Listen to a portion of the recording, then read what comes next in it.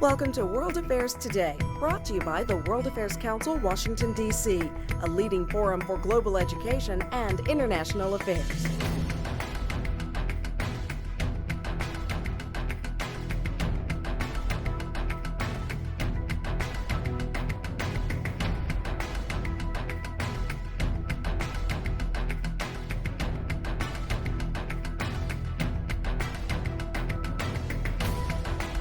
Good evening and welcome to the World Affairs Council, Washington, D.C. I'm Heidi Shoup, President of the Council, and on behalf of the board and the members, it's my pleasure to welcome you all here this evening. Our topic is a discussion of U.S. policy with regard to cyberspace, and we have an extraordinary panel of individuals assembled to do just that. We want to thank the Computer Sciences Corporation for their support of this program tonight. We are most fortunate to have, as our moderator, the Honorable Franklin D. Kramer, who is a former chairman of the board of the World Affairs Council, Washington, D.C., and a member of our executive committee. Mr. Kramer is a national security and international affairs expert who is very familiar with issues of cybersecurity. He is the principal editor and author of several chapters of the book Cyber Power and National Security that was published about a year ago. He has served in government as a senior appointee in 2 administrations, including Assistant Secretary of Defense for International Security Affairs for President Clinton. He is Vice Chairman of the Atlantic Council Board of Directors and a capstone professor at the Elliott School at George Washington University. Please join me in welcoming Frank Kramer and our distinguished panel. Thanks very much, Heidi, and I'm really glad to have the opportunity to be here. This is one of the most important issues, I think, that faces the United States and the world in terms of international security. And the people we have here to discuss it, Sam Visner and Bob Butler, are 2 of the world's leading experts. If I could frame the issue first and then turn it over to them, cyber really has 2 parts. One is the use part, if you will. It's the flat world that Tom Friedman talks about. It's just-in-time logistics. It's the internet to cause orange and other color revolutions. It's all that expansion that allows us to do many of the things that we never could do before. But the other side of cyber is that in order to do those very positive things, economics, ideology, democracy, even security, you have to trust it. You have to believe that it's reliable. You have to be sure that it's there when you need it. And you have to be sure that it'll be able to do what you need it to do. And that trust and that reliability is really in question these days. There are many, many stories in the newspapers, not least of which within this past week we saw a story that said that the United States military's unarmed aerial vehicles were subject to a virus. Didn't say what was going to happen, but it's enough to make you think. And you've heard the Deputy Secretary of Defense, with whom Bob worked very closely, for example, talk about the concerns that he had. And the phrase that the Pentagon's cyber systems are probed 6 million times a day should not be taken lightly. 6 million probes is not the same as 6 million intrusions, but it does let you know that somebody's thinking about it. So these are issues that we have to think about, but certainly not only from a military point of view, but from an economic point of view.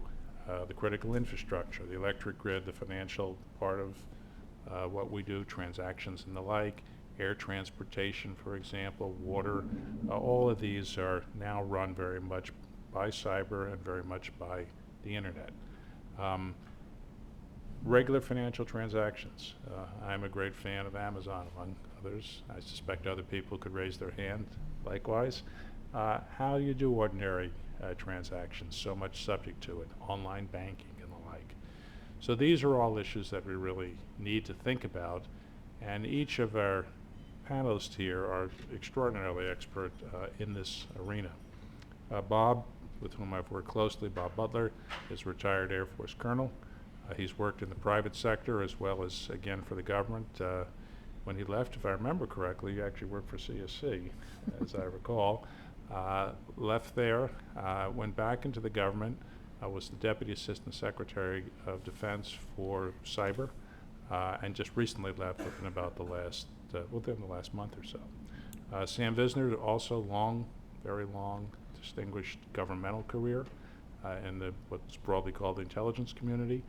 Very, very knowledgeable about all these issues, now does work for CSC, and he's the Senior Vice President in charge of cybersecurity, among many other things. And his company works a full spectrum. So they do things, if you will, for the military, but they also do things in many of the civilian areas. I'll let Sam describe that. But the importance of being able to work in what companies sometimes call different verticals. What do you need to do in the healthcare arena, for example? What do you need to do in the electric grid arena? What do you need to do for the military? All different kinds of things, and it raises a variety of different kinds of issues. What kind of risks you want to take? What kind of resources do you want to apply? How good does good enough have to be to make you sure that you have the adequate kind of cybersecurity that you would need? So with that, let me turn it over, and why don't we just go alphabetically, if that's all right. Bob said that he would talk about 12 plus 12, that is to say the last 12 years and the next 12 years. Right. And I want you to hold them. I want you to write down the next 12 years Yeah. and then, catch him up a year from now and see how he's doing. And then Sam will talk about the issues of, if you will, cyber as a borderless concept and what happens to the concept of sovereignty. And are countries in charge of this? Are private companies in charge of this? Is no one in charge of this? And how do we handle it? So, and then we'll be open for a discussion throughout. So with that, Bob. Great. Thanks, Frank. It has been a couple of months since I've left the Pentagon, actually exactly 2 months today, that I departed the job as working cyber policy with Bill Lynn and others. Actually, it was kind of deja vu. I was over in the Pentagon earlier today for Bill Lynn's farewell ceremony as he gets ready to transition now as well. What I'd like to do is not go back 12 years, but I'll go back about 12 to 18 months and kind of talk a little bit about what I see in terms of the dynamic between what we're doing from a policy and strategy, technology perspective, vis-a-vis our challenges in security. And just to get to the bottom line up front, my sense is we've made good progress, but it's certainly not enough. Certainly not enough. And I'll kind of talk through it just based on seasons. It was about 18 months ago that we stood up Cyber Command within the Department of Defense. And I think we did it for all the right reasons. We were challenged in many different ways with organization as well as doctrine, getting our arms around what we now call cyberspace as an operational domain. So that was May of 2010. As we moved through the summer months, we also worked together with Bill Lynn. We penned an article that I think many of you read in Foreign Affairs. That really addressed a threat issue that was, at that time, a watershed event. And I mean at that time, 2008, 2009, Buckshot Yankee was a watershed event. But we know in the same month, August of 2010, when we went ahead and published the Foreign Affairs article, Stuxnet was right in front of us. And so what we began to see, I think, in that time frame is as we work in the realm of cyber, we are working to try to correct past deficiencies, but we have to keep our eye not only in the here and now space, but look forward. In the time since then, I believe we've seen that happen over and over again. In the fall of 2010, we started to work both with the White House on a legislative agenda dealing with information sharing. We knew that was important, just as WikiLeaks broke, right? And so we went from a kind of a strategic issue into a very tactical mentality. What could we do to address a problem, not just a Bradley Manning problem, right? It was an issue of why didn't we see this ahead of time? Why didn't we understand what was needed in terms of things like role-based access on the technology side? But this whole idea of finding the right balance between the need to share and the need to secure, right? As we kind of went through the rest of the year, we began to see and continue to see both in intelligence estimates as well as in capabilities being deployed challenges. And again, we were making progress. I think we are still making good progress. But as we turned the corner and we began to get ready to publish a defense cyber strategy, as we got ready to publish an international cyber strategy from the White House, where we had our first declaratory policy statements, as we got ready to look at trusted identities As a strategy, what happens? We have a whole rash of intrusions that basically really threw us into a relook at a lot of what we were trying to accomplish, right? The whole idea of trusted identities was challenged with the RSA intrusion, with two-factor authentication. That's not only a technology issue, that's a strategy and policy issue that we had to work our way through. And there were a rash of activities that continued to evolve. And so my sense is, as we went forward in time, and as we continue to go forward in time, and a challenge for this audience and for others concerned about national security, is we need to find ways to continue to not only close the gap, but to understand that networks will be continuously breached. We need methods for doing continuous innovation in policy and technology, and we need to have our eyes on the ball with continuous risk mitigation. It's not one insider threat scenario. It's a variety of things that we haven't even imagined, especially with the technology that's advancing upon us. So from my perspective, now being 2 months out, working a little bit with the private sector, I want to get on with it. I want to implement faster on scale. And so for me, it's the idea of advancing capabilities as it relates to what we wrote about in the defense cyber strategy as well as in the international cyber strategy. What do I mean by that? We need to get on with international norms. Okay, these are hard issues, right? But you build coalitions of the willing. You take elements of ideas that you know have merit, and you begin to work those coalitions of the willing. We did that with NATO. Frank's aware of this. We did this with NATO over the last year as we began to build towards the summit. And we are finally moving with NATO in some really advancement of capability as they try to protect their networks. We need to do the same thing with IP theft and norms as an example of an element of policy, cyber policy, that needs to move forward. We need to take private-public sector models and not just talk about them, but do them, right? And so in the Defense Department, working with the Department of Homeland Security and the Director of National Intelligence, we've been very successful, I think, with models like the Enduring Security Framework, working advancements in the realm of trying to promote greater information sharing, sharing of threat information and threat mitigation techniques within the defense industrial base. We need to begin to scale those. And it's not just private to public, it's public to public and private to private. Those models, as we look at the internet and where we're going, we look at where we need to grow capability, become hugely important.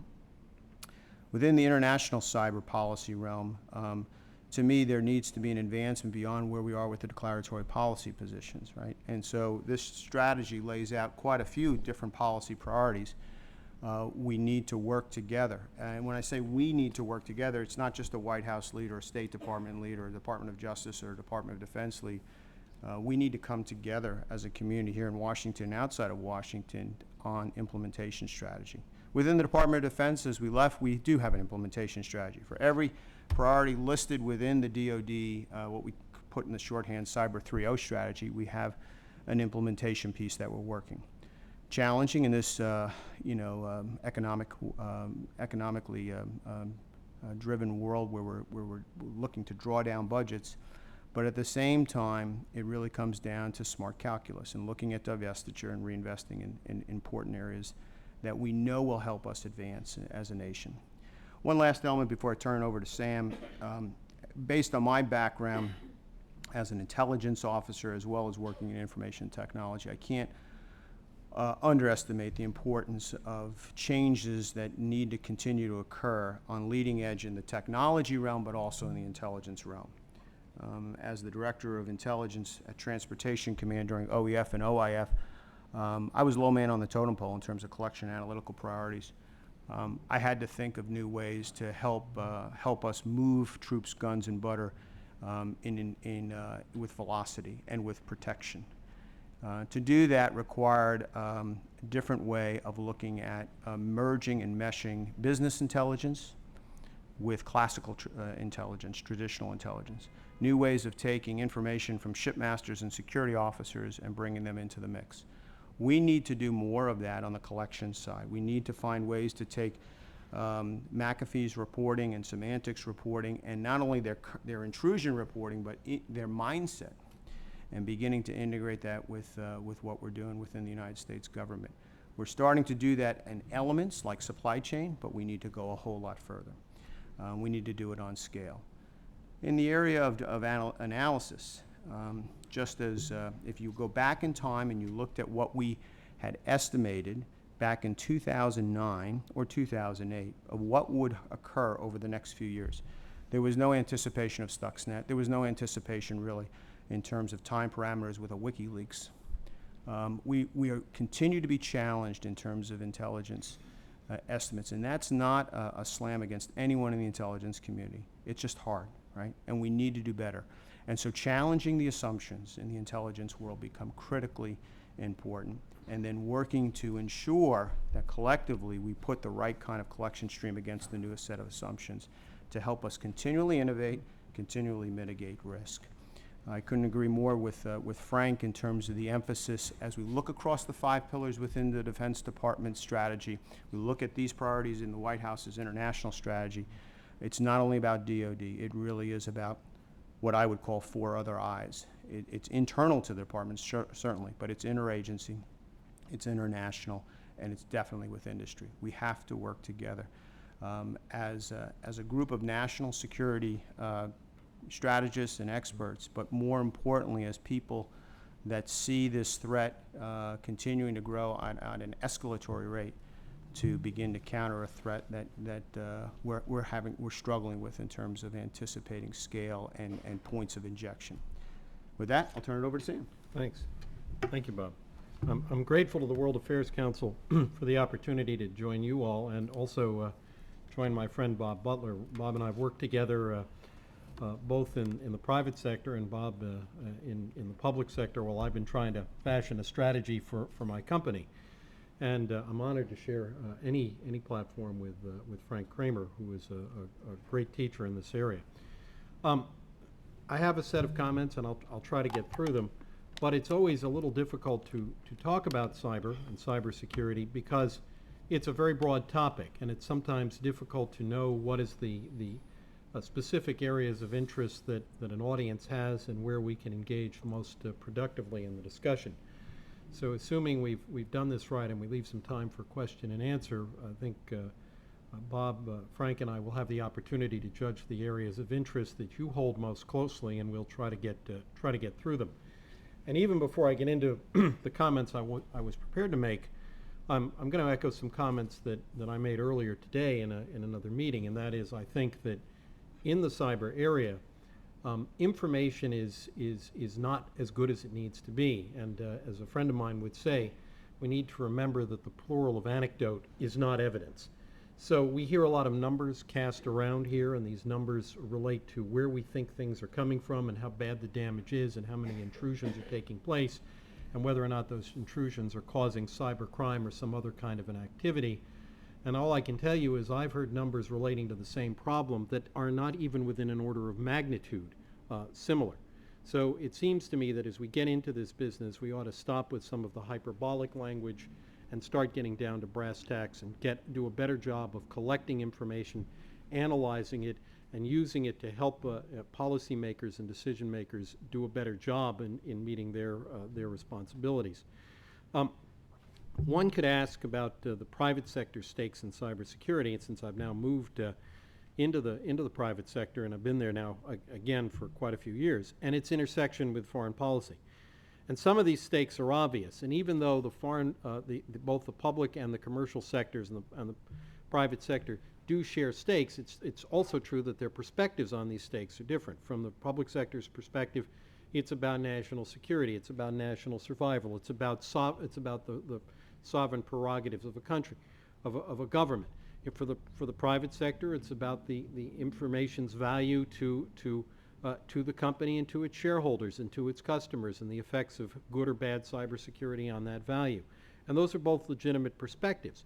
But it's also true that the stakes tend to be common. Just about every aspect of business today, from retail commerce to managing critical infrastructures, from banking to pharmaceuticals, it all relies on cyberspace. In my own company, we're an IT company, and our work ranges across all of those verticals. And I have responsibilities for trying to do a competent job of cybersecurity in financial services, healthcare, chemicals, energy, natural resources, tech and consumer, manufacturing, aerospace, and defense.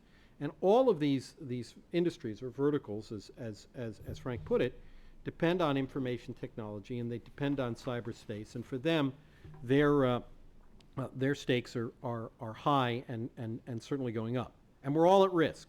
From Sony and Lockheed to PBS and NASDAQ, from banks to national laboratories, we've all witnessed the ravages of cyber exploitation and cyber attack. One of the discussions I heard earlier today is what's going to happen when we move into the Internet of Things. And the Internet, today, the Internet essentially connects us as human beings, and it connects us with systems that allow us to engage in transactions.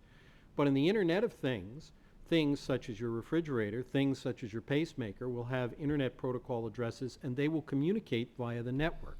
And the Internet of Things is going to be extended into things like the payloads on board UAVs and the UAVs themselves and the artillery rounds that we use to target things as well.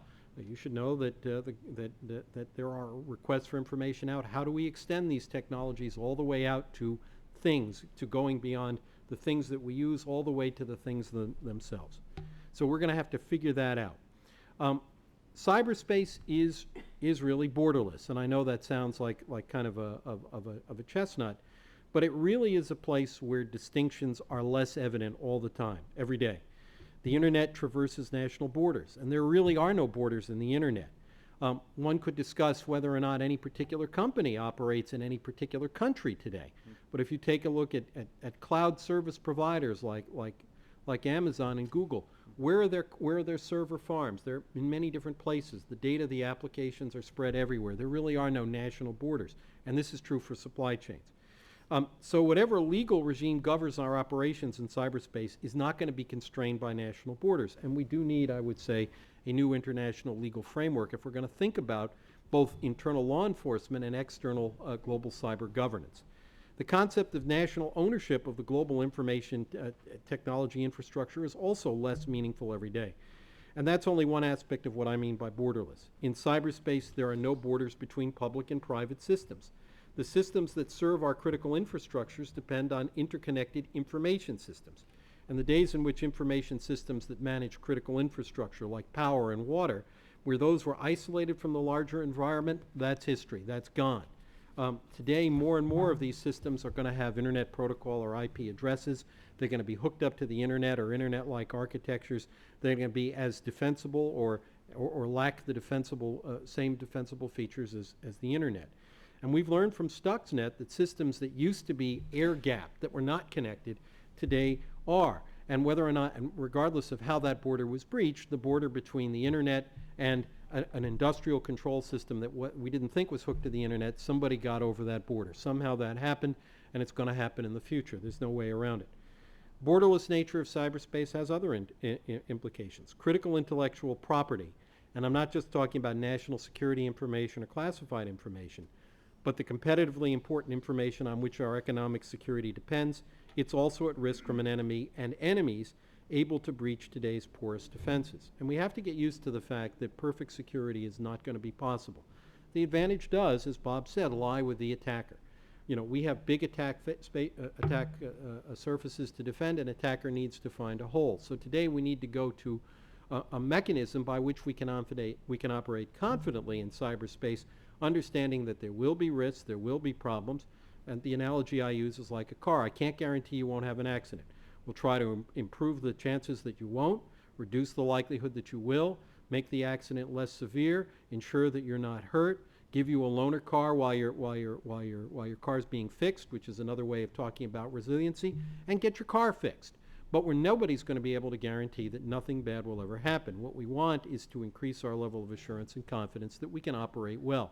And this is something a challenge we're going to have to meet in this borderless world. And this brings to mind another border that's been breached, which is the border between what nation states do and what individuals do. And unlike warfare conducted by armies, navies, and air forces, cyber warfare has very low barriers to entry. It's pretty easy to get into the game. And as a result, non-state actors, cyber criminals, hacker groups, and what we call cyber patriots, aligned in some cases with nation-state governments, they seem to possess sophisticated infrastructures for cyber exploitation, which is the ability to steal information and compromise it, and cyber attack, the ability to degrade information or even damage the infrastructure that depends on information. Let me interject, by the way, an example here of what another nation, the United Kingdom, has done. And I commend this example to our own policymakers. Her Majesty's government has recognized explicitly the need to safeguard business information, and they didn't call it national security information. They released a document a few years ago entitled Digital Britain, and it says that in their view, UK companies with good cybersecurity get competitive advantage. It's good for their companies, and it's good for the UK, and therefore the UK has a public interest in the cybersecurity of the private sector in the UK. It sounds pretty simple, but it's a pretty sophisticated idea. Back to borders. Whereas citizens were protected in their private lives from military-grade weapons, more or less, today in cyberspace that's not true. I don't expect to see a T-80 tank drive up to my house, and if I do, I'm really going to be very worried about that. But when nation states and non-state actors share capabilities and maybe even resources and infrastructure in cyberspace, it's difficult to make a meaningful distinction between threats to our government, threats to our industries, threats to our infrastructure, and threats to ourselves. And as a result, we've had to learn to protect ourselves at home, in our offices, in our factories, in our universities, in our nonprofits, at the World Affairs Council, and in the Pentagon, all alike as a government and companies from weapons-grade threats. It is very much as if someone's driven a tank up to your house or up to your office. One more border to consider. In the recent past, many thought that only national security information was at risk, but that commercial information was not. And I can't tell you the number of times I've had people say, well, look, you're a former government guy, you think about cybersecurity from a national security perspective, but we're just a company. You know, nobody's after our information. Nobody's after information that we've got. Or if they are, they're not going to be using the same kind of tools that a foreign government would use. Well, interesting idea, but that's just not the way it is now. National power is increasingly a function of economic power, and that economic power depends on proprietary commercial information relating to product designs, go-to-market strategies. So commercial information, bus designs, and I'm using an example of a German bus company that had their design purloined and found that market access to them was denied in the fastest growing market for their product in the world. It's a devastating gut shot of a problem to have. But factory designs, all of these things are at risk. And the example that we use, I didn't bring it, but you can take a look at a picture of the bus this company designed and the knockoff that somebody else is selling. You'd have to work pretty hard to see the difference. And unfortunately, so did their customers and so did their stakeholders, and they lost their market. There are some interesting opportunities in cyberspace. And I'm going to offer one of them, and this is one that I've been, as an adjunct at Georgetown, asked my students to look at. In the early 1990s, anthropologist Arturo Escobar challenged his colleagues to consider and to start theorizing on the effects of a global information infrastructure on cultures, societies, and behaviors.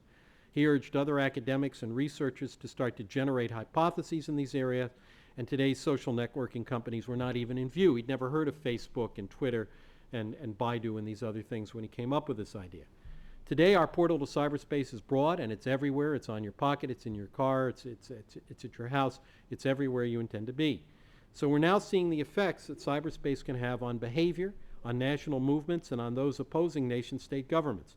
We've seen in the Arab Spring, and we're starting to see in other places now, how this aspect of cyberspace can change the balance of power between sovereign governments and the people who resist these governments. And a thought that Frank, you introduced to the conversation, and hopefully we will be able to discuss, and I've been discussing with my students, is whether or not the sovereign prerogatives that governments used to enjoy, that some of those prerogatives are slipping away and are slipping into the hands of non-state actors and individuals who can now employ some of those prerogatives, the prerogatives of a monopoly of information technology and information, how they're going to use it. And this is really important. Cyberspace, in this instance, is not just a reflection of what happens in the physical world. It's not just communication. Instead, cyberspace is its own environment. It makes its own phenomena possible. And in response to the question that some people are asking, is cyber its own domain? Yes, it is its own domain. Given the importance of social media to movements that we generally support in the United States, for example, in Egypt and elsewhere, do we have the responsibility to strengthen the cybersecurity of those systems on which social media depend? I would argue that we do. There are going to be a range of views on this. But cyberspace is not just a place where you report on things. It's actually may have made some of these things possible. So at the same time, we're trying to make sure that we can secure cyberspace, but we also want it to be open and accessible because it's an instrument of soft power. It's a two-edged sword. Those of us in industry, like our government friends, are being rocked back on our heels by these phenomena. We depend on a stable, fairly well-regulated international environment for commerce, and today our commerce is transnational. We wonder what legal remedies are available when our information is stolen or our systems are damaged.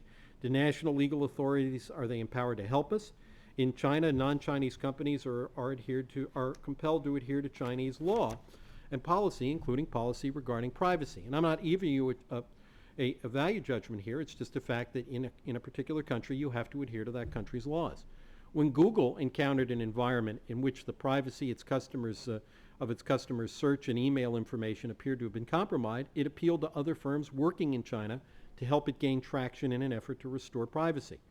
Failing to get their support, it left the Chinese market, a move that stimulated the U.S. Secretary of State to make public the need for a global policy of respect for information in cyberspace. And with due respect, that was perhaps one of the first real U.S. policy statements about cybersecurity, and it predated by a year or two the DoD policy, which is more complete, but it presaged it. Industry needs a predictable global business environment, and we need to do our share in creating that environment. At the same time, government is facing a conundrum. Can cybersecurity standards be legislated? And boy, do I get this all the time. If you can paper your living room, and a good large living room at that, with all of the draft legislation that's out there right now. Can industry be trusted to do its part? Should cybersecurity be mandatory? Are incentives the right way to proceed, or can we punish companies into getting this right? You can imagine my view. Given that the public and private sectors are threatened by the same onslaught, what can we do to share sensitive threat information? And this last point is a really big problem, and a number of us are working on it. There is a program, the Defense Industrial Base Pilot Program, that the Pentagon manages, and it is trying to bring together companies, including mine, to share information about the threat and how to mitigate that threat. In my view, this is the right way to go. It represents a good deal of promise because it unites interests, it unites information, it unites best practices, and builds a professional community of practice across all sectors, public and private. Can we get this model extended to our allies, to our trading partners? I think we ought to consider how do we do it. Lastly, and this is sort of the last of my prepared comments, do we have a conception of our national interest in cyberspace? If we do, are we developing a policy architecture of policymakers, policies, assigned responsibilities, and resources and programs to support that interest? And in today's constrained budget environment, coming up with programs that actually support those policies and that interest is going to be very hard. So we're going to have to get that right. As Sam mentioned, the barriers to entry are very low. It is an offense-dominant world. And what we don't have in place is across the board in cyberspace, which I agree with Sam's comments about the challenges with the borders. We don't have a way of actually doing uniform policing of what's going on inside of the networks and by actors that may have malicious intent against the U.S. either public or private sector interests. So the state actors are very engaged with building capability, and then you have them using capability not only in terms of the methods I talked about, but actually in some cases using those capabilities to handle domestic problems, shutting down internet access within their countries, using that as a propaganda technique in new and different ways. It creates a real challenge just in terms of looking at it from say, a national security perspective of how you begin to counter those kinds of state actor threats. On the non-state side, a lot of focus over the years looking at the advancement of Al-Qaeda and terrorist organizations. They are becoming more sophisticated with their use of the internet. That is one group based on their intent that certainly from the Department of Defense and others within the national security community are very concerned about. With regards to other non-state actors, we talk about not just hacktivists, but people that are involved with, again, ill intent towards U.S. or allied interests and what they can do. It is that we see within that manifested in small group activities that are growing larger. Anonymous LUSEC, or any of these groups that basically rally around a cause, and there's some cases a prize, some cases just a goal that is placed out there that create challenges for us, and they intersect with national interests that state actors and businesses need to be concerned about. Finally, the criminal activity. What we've seen is an incredible growth in criminal activity, underground criminal activity on the internet, which is really a big concern. And then when you begin to see the kinds of movement between those business syndicates on the internet with state actors, it really becomes very, very troublesome. Bill Lynn used to talk about, as we traveled, about the accidental release of toxic malware, that could come through maybe a nation state with poor operational security back out to a criminal group or to a group that has, again, different interests that are not aligned with us, and the impact that could have. I'm more concerned about state actors than I am about non-state actors, and here are the reasons. Attribution is very difficult in cyberspace, knowing where the attack came from. But if we can figure it out and it's a criminal, then we can try to do good detective work, to arrest them, to prosecute them, and put them in prison. And if they're overseas and it's a country with which we have some kind of a legal framework or understanding in place, we might do the same thing. But in the case of a state actor, we don't have an international understanding. We don't have an international architecture of global governance that controls and constrains bad actors and sets rules of the road for good actors. And some of the frameworks that we've seen are frameworks, frankly, in my view, that may actually protect some bad actors from internal interference, but actually do nothing to constrain bad action on the part of some nation state governments. The other reason is that I think that when you're looking at cyber and you think of it as an existential threat, then you have the question of deterrence to worry about. And deterrence is an issue for nation states, not really non-state actors. In nuclear warfare, you think about deterrence as, I know where the attack came from, I can threaten massive retaliation, and therefore we have some means of deterring an actor. If in cyberspace you don't know where the attack came from, how are you going to threaten massive retaliation if you can't do attribution? I think that's a real problem, and that's another reason why I'm more worried about the state actor issue. And I'll give you yet another reason. I don't think it's, when countries engage in some kind of cyber combat, they use cyber arms, they engage in computer network attack, the question has to be asked, what are they doing and why are they doing it? In 2009, there was a distributed denial of service attack against, it appears to have been U.S. forces in South Korea. And people attribute this to the North Koreans.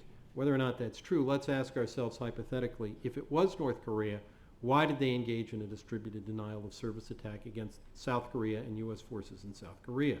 It wasn't for their own amusement. My view is it might have been a test of their ability to conduct cyber operations as part of broader military operations. If they were to move against the South, they would do a number of things. There would be conventional weapons, they might threaten to use nuclear weapons, and they might try to cut off American forces in South Korea and keep them from coordinating with their South Korean allies using a distributed denial of service attack. So the question is, when another country engages in this activity, is it part of a larger integrated concept of operations? And if so, do we understand that concept of operations and what lies behind it? A couple of other really tough problems that I really worry about. I think when you get back to this Internet of Things, to the connection of the Internet or to the global information infrastructure, to industrial control systems, embedded systems inside of factories and hospitals, or SCADA systems, supervisory control and data acquisition systems that coordinate the power grid. Those systems were not designed for this kind of interconnection, so people didn't worry about the security of interconnection that arises. So we need to think that through before we move too quickly in that direction. I think there's a lot of promise to that kind of technology, but I think we ought to consider the risks. And the other area about which I worry is mobile computing. Mobile computing, which is taking over for the desktop, and more people are buying mobile devices, tablets, iPads, or smartphones, iPhones, Blackberries, and other devices. These devices were designed for their portability, for their efficiency, for their usability, for their convenience. Were they designed for their security? So one of the questions I would ask is, as these devices overwhelm our use of more traditional desktop devices, do we have a concept of operations? Are we updating the virus software in our smartphone as regularly and religiously as we do on our desktop machines? I would suspect many are not. So I think that there's a whole set of technologies, a whole set of practices, and a whole set of processes that haven't migrated to industrial control systems, to SCADA systems, and to mobile computing. So that's another hard problem that I think is in front of us right now. It is about IP theft and the idea of building knockoff products and companies in other places. It's also about counterfeit hardware, which could be used in different ways to affect us in both from an economic and national security perspective. It is truly about an intersection between national policies and economic policies as we look at foreign-based MNCs, multinational corporations that are involved with predatory practices. And it goes back to how do we work things from an international perspective here? How do you begin to take policies that traditionally have been in the domain of USTR and the ECO folks and begin to marry them up with national security? And the last is really driving towards the future, and that is this whole battle that a lot of folks don't talk about right now, but we have a heated discussion going on standards, right? The internet works based on standards and standards implementation. Based on where the internet is today and how it has evolved, we're running out of addressing space, we're running out of robustness to handle the amount of information. Data creation is estimated, and it's probably a wrong projection, at 60% a year over and over again. It's very hard to get our arms not only around where we're going in terms of technology expansion and information, but within this realm, we have lots of players that are not naturally aligned with U.S. and allied interests, as well as U.S. business concerns, suggesting standards and making progress in the standards discussion, which could actually create a lot of problems down the road in terms of military readiness, national security readiness in the future. I actually do think that some standards in terms of cybersecurity are a good idea. And the standards relate to, are you using good information and are you using what are considered to be generally accepted practices? But those standards can't relate to, did you make your system invulnerable? Because trying to make those systems invulnerable is like asking whether or not somebody has the capacity to boil the ocean. It's not possible to do that. What you can do is you can say that you are using good information, you are employing good technology, that you have engaged yourself and your people in a good professional community, and that professional community has a good understanding of the best practices as they're understood today, and you are operating your business competently and responsibly, which, by the way, is the standard to which most companies, particularly public companies, are supposed to be operating today. So I think standards that are crafted at that level of assurance and confidence, as opposed to some pretended level of perfection, is correct. How to get to those standards, and in terms of the technical standards, I'll leave that for some technologists to address. There are two competing schools of thought, and there are some variations between them. But if you go to Capitol Hill, you'll hear, I think, two competing schools of thought. And one school of thought says the private sector cannot be trusted to adhere to these standards because they are expensive and they are focused only on cost. And if these standards raise cost, we can't assure ourselves that the private sector will get this work done, and therefore we need some punitive measures. I don't necessarily agree with that point of view. If, for one thing, if I feel that my business cannot operate continuously, that my business can't deliver to its customers, that it can't meet its responsibilities and it can't perform economically, I have a responsibility to myself, and I also have a good self-interest in getting this right. So there is another point of view that says good information sharing, possibly some incentives, and certainly some protections if there is a breach for good breach reporting. And I think there remains today some fear, particularly in the financial services sector, about doing breach reporting. Some level of immunization there, which would allow those people who are doing an honest job of detecting the problem, reporting the problem, and seeking help for the problem. That, I think, is absolutely correct. What about international standards? And I'm going to give you what I think is maybe my naive point of view. That goes to the question of international governance. At some point, I think international governance is likely to emerge. Will it emerge in an environment in which U.S. interests are protected, are respected, are cared for deliberately? Or if we don't engage in terms of the development of an international governance strategy, it will emerge, but our interests will only be protected serendipitously. If somebody else happens to share those interests, they might do something that is good for our own point of view. But if you believe, and I think it's possible to believe, that over time some kind of an international governance approach will begin to emerge, we have two choices. Let it emerge without our influence and hope for the best. Hope isn't a very good plan. Or hope that it emerges with our influence and do a competent and honest job of making sure that influence reflects our values and reflects our point of view. And I'm going to add one point here. There is a discussion underway, and Frank is probably familiar with it, and possibly Bob, as to whether or not the open nature of the internet reflected a series of deliberate policy decisions or simply reflects our values. And one point of view says we crafted the internet to be open because we anticipated a world in which an open internet would serve our values and therefore serve the interests of U.S. soft power. There are others who would say, well, it wasn't deliberate, but it's kind of, as somebody said, the kind of people we are. But whatever happens, we have made decisions which have resulted in the information environment we've got today. So it seems to me that we ought to start taking charge of the decision-making process and start to shape it before somebody shapes it for us. We're still living in a world where, in many ways, we deal with these issues either event by event. We build delegation guidance to go to a particular international event. We come out of that event, we do a hot wash, and that's it, right? We need to build strategies and measure the effectiveness of strategies over time. We need to do that with the private sector. Other nations, I am finding and watching how their technologists are linked to their political apparatus. We need to tighten up ours as we move forward to help understand the implications. When I say BGP, to a lot of people, they don't know what that is. Border Gateway Protocol. Why is that important? Border Gateway Protocol is one of the key standards for defining the interfaces of how we move across, yes, a borderless, but it is a boundary within the networks that is governed by different authorities.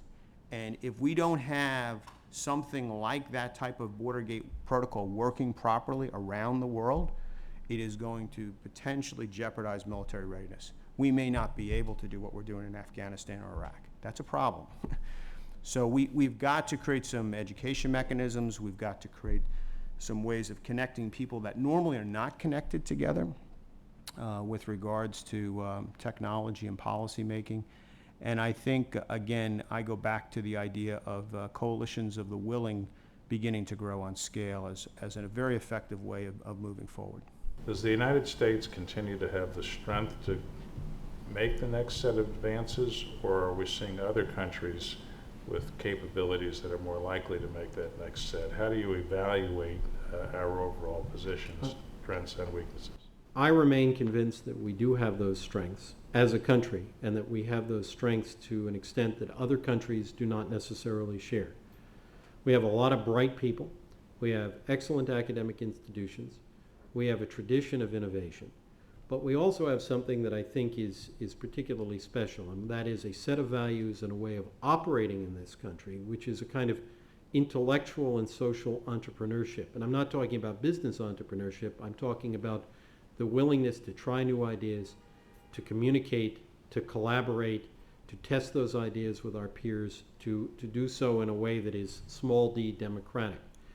And as a result, I think among the next advances will be new phenomena that will emerge in cyberspace, with cyberspace as a domain, coming out of things like changes to culture, changes to society, changes to behavior and to belief. Many of these things can be good things, particularly if they come out of that kind of democratic and collaborative tradition that our country has. I'm not saying other countries don't have the technical chops necessary to be innovative. Many of them do, and they are innovative. But I think our country has the unique combination of technical innovation and the tradition to use it, the kinds of practices and information sharing and collaboration that acts to magnify the effects of innovation, and the values by which this innovation takes root and does something positive. So I think we face terrific national challenges. I'm not pessimistic in this score. I hope our political and business leadership in this country recognize that these advantages lie before us and take strong advantage of what we can do. But I frankly think there's reason to be optimistic. We need to find ways to encourage the youth of today and tomorrow to grasp a dream and to become passionate about that dream. We saw that in the space program in the 60s and the 70s. We need to do something like that. I see it in the kids' eyes down in Texas as I work with them in cyber defense competition, but it's a small group of folks. It's not a big group. I think part of this is then going back to each of us as individuals in our own education. We have to understand the world is continuing to change around us. It is flat. It's getting flatter. I see as I work with a lot of youth, there isn't this sense of alignment necessarily that maybe we had with regards to a national security career.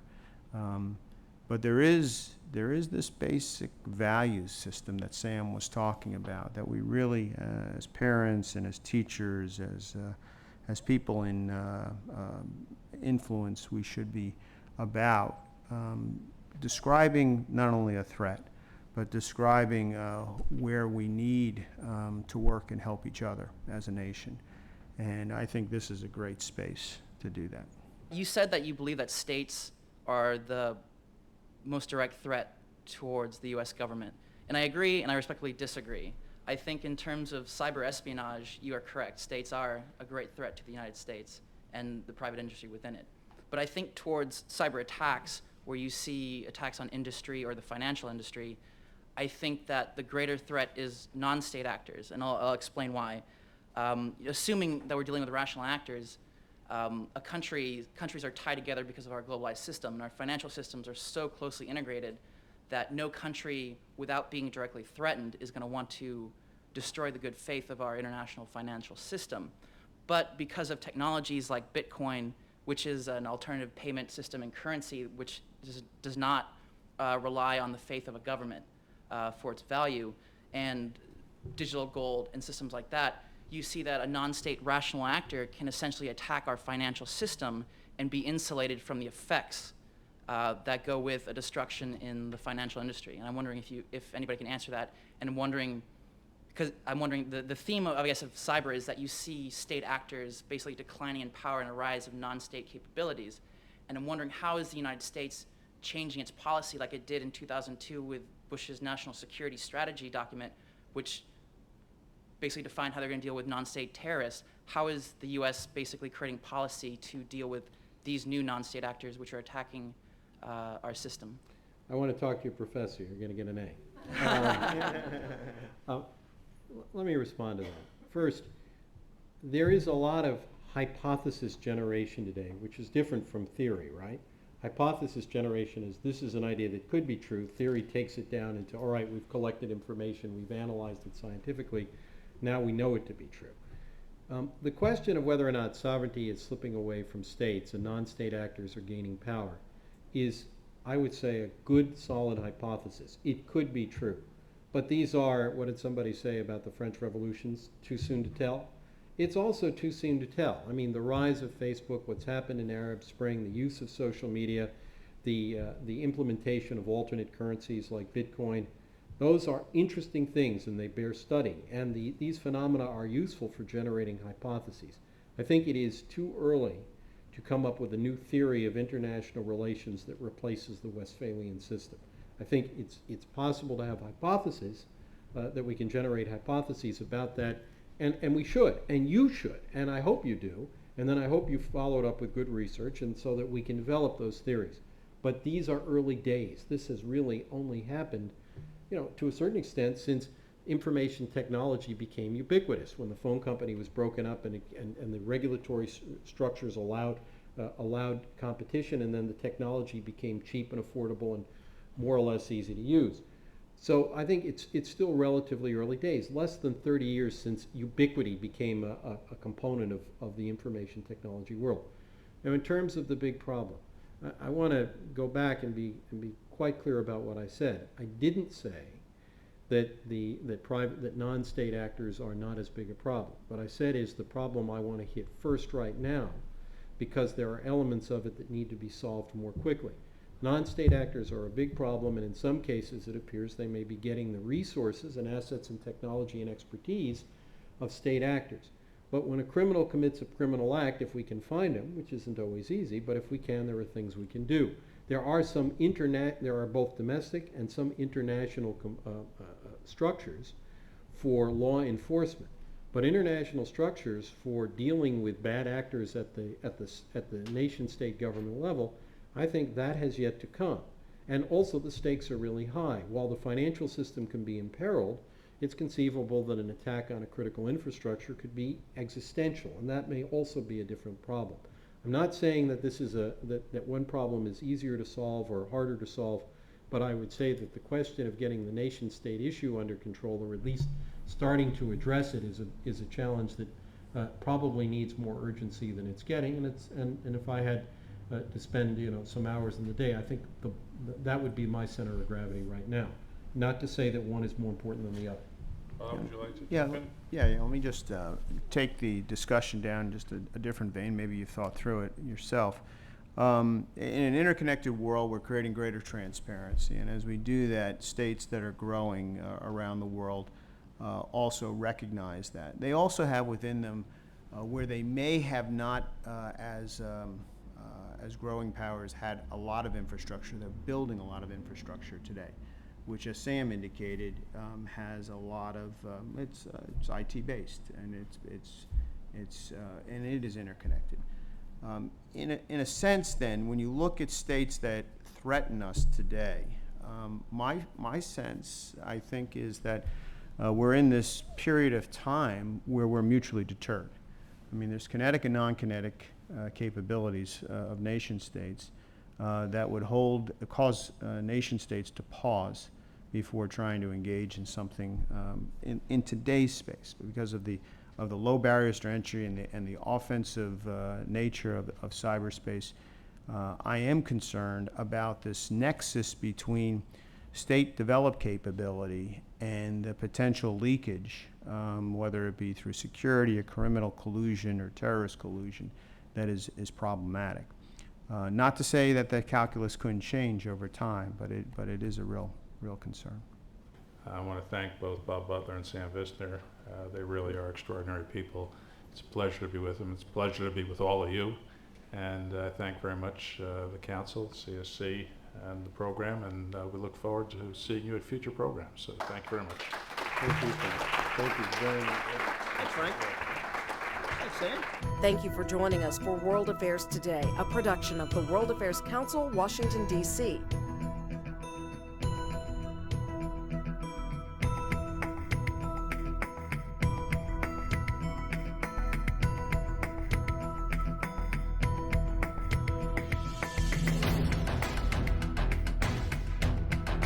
Stay connected with us at www.worldaffairstoday.org.